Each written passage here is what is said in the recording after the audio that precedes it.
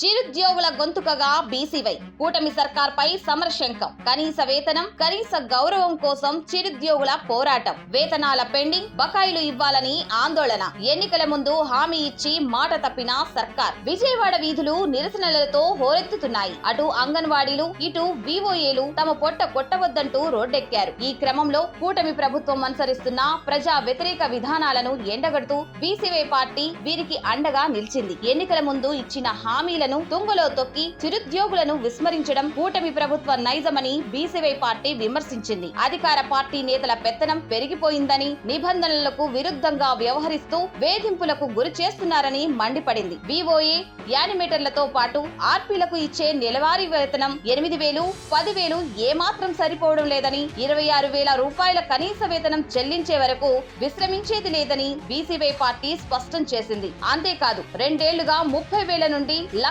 రూపాయల వరకు పెండింగ్ లో ఉన్న శ్రీనిధి ప్రోత్సాహకాలను వెంటనే విడుదల చేయాలని డిమాండ్ చేస్తుంది. 60 ఏళ్లు నిండిన వారికి నిలిపివేసిన వేతనాలు చెల్లించి గౌరవప్రదమైన వీడ్కోలు పలకాలి. పొదుపు సంఘాల రుణాలపై 10 లక్షల రూపాయల వరకు వడ్డీ రాయితీలు కల్పించాలని బీసీవై పార్టీ డిమాండ్ చేస్తుంది.